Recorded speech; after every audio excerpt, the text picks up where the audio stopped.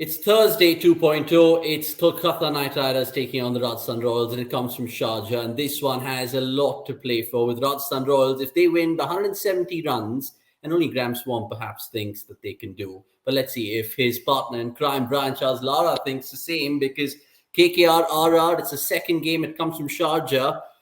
You said Rajasthan Royals, you really fancy them earlier in the Indian leg, but it seems like the wheels have truly come off. It's really come off. And their first game at the Sharjah Stadium against Mumbai Indians, you saw what happened. So out of all the teams that are struggling at that venue, RR looks the worst. I mean, their batting just fell apart. And what was more troubling was their bowlers did not even trouble the Mumbai Indians batting. So, I mean, sometimes your batting struggle, but your bowlers know what to do. And that's what happened with Mumbai Indians. Their bowlers, Jasprit Bumrah, Trent Bolt, you saw Coulter Nile, and these guys come good. So with the fact that Rajasthan Royals hasn't come to terms with that pitch in its entirety, bowling and batting, it's very difficult to see them turning over results against KKR, who needs this game more than anything else to qualify. So I would think that KKR has a massive advantage going into this game, especially with Chakravarti and Sunil Ryan. Even though the fast bowlers have been doing the damage in Sharjah with the slower pitch, I still feel that those two mystery spinners are going to be very effective. So, just to understand your point about KKR, do you think they can actually go into the playoffs and cause more harm? Well, KKR biggest problem is the loss of Lucky Ferguson and Andrew Russell. I think I heard somewhere through the grapevine that Lucky Ferguson may be back. He's a big addition to the team. Yes, they do have an outfit that can cause some problems in the playoffs, but they need to be full strength. And Andrew Russell and a Lucky Ferguson, and I'm not gonna say it, but uh, Owen Morgan's got to be very careful of his selection because, he isn't doing what is necessary. And if you're picking a guy for his captaincy, that's a big risk because in a 20-over version of the game, you can literally, anyone can captain the team. Even you see a lot of information coming from off the field. So I'd like to see him get some runs as well to solidify his place. But KKR needs to be at full strength to tussle with the likes of Delhi Capitals and CSK and of course RCB. Yeah, I mean, points to, of course, be noted there. Coming back to RR, now the one thing which worked for them not too long ago was that kamikaze style of cricket they played against CSK and they blew them away, which is kind of the template that McCullum and Morgan kind of have at KKR. Now, do you think RR can give KKR a taste of their own medicine? Of course they could. It's just the state of the pitch. It's not a 140, 150 pitch. So you can't go out there and be bravado and feel that you can take players on. You got to graft. And do they have grafters? I don't think so. Sharjah is about grafting, maintaining, of course, going pretty good in the first 6 overs, which a lot of teams have been doing. Grafting in the middle overs, not losing your belly, not losing your entire middle order in the middle overs where you can't capitalize at the end. Graft through the middle. So you may score at 8, 9, 10 in the first 6. Okay, not a problem if you score at 6, 7 in the middle, 9. And then if you have wickets in hand, you can go at the end. So I don't believe that the approach of trying to perform in the same way they did against CSK, where they chased down 190 very easily, is the way to go. You have to graft in Sharjah. Yeah, I mean, just ask RCB because they got the highest score in Sharjah, 165, with Maxwell kind of going gung-ho in the back end and Virat and Padikkal watching it, of course, circumspect in the first part of the innings. Right, last one just about Sharjah because funnily enough, Brian, it hosts, of course, the Eliminator and Qualifier 2, which are two pivotal games yet to come. Do you think they'll still have 120, 130 kind of scores, or do you think maybe they can have a little bit more life left in that pitch? I don't know. What you gotta appreciate, and you have to have empathy. This IPL started in India and back in April.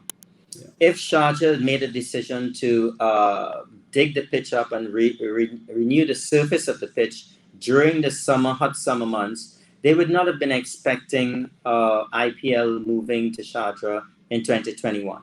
So obviously, It is not the same track that was there in 2020 September when a lot of runs were scoring. So you have to have empathy with that situation. And as a captain, you have to play by ear every time you go out in the middle. The stats shows in the last 3 weeks of IPL cricket, not much runs is needed to win matches. 140, 150, and I'm a connoisseur of the game, and I hope the people on cricket.com that have subscribed and listening is that 130, 140, 150 is still an interesting game. You don't need a 200 plus. Of course, we're going to have that in Abu Dhabi and Dubai. But I love a game where batsmen have to struggle and work for their runs, and you see a guy play an amazing innings. It might be 35, it might be 55. I like seeing that as well. So, captains will have to be, and teams will have to be doing a lot of homework and a lot of looking at how the game unfolds and how the pitch is playing and adapting as quickly as possible. So to me, that is intriguing, and I'm looking forward to it. I mean, of course, every player would like to be up in Abu Dhabi playing their playoffs and their finals, but you've got to play what is in front of you. Yeah, and ultimately, cricket is a game between bat and ball, and invariably, the IPL sees bat v bat, which is a trend that we don't want to see. And connoisseurs like the game, like you said, just love the old version of the game more. Before we go into the predictions, it's a fan goodie back question we're asking. It's a straightforward one. Again, this Sanju Samson, how much will he score in this match? Let us know in the comments below. He's had a couple of blinders in Sharjah in the past. You want to quickly put a number on it, Ryan? 50, 60, 40, 3? Not this sort of pitch for Sanju Samson, so I think it's going to be under 15. Okay, we'll take that. We'll take that. Let's see if Brian wins the goodie bag there as well. Predictions, because I'm sure you're a fan of this man, Evan Lewis. He's blown hot and blown cold, but Critletics thinks he's going to blow hot again. Evan Lewis. Again, if you look at him bat, he likes to pull shots. He likes to play square of the wicket a lot. He sits back on his stumps. Again, Sharjah is not going to be the sort of surface that you can do these sort of things. So I would not have Evan Lewis as one of the top batters in this match at all. I think you got to look in other directions for other players.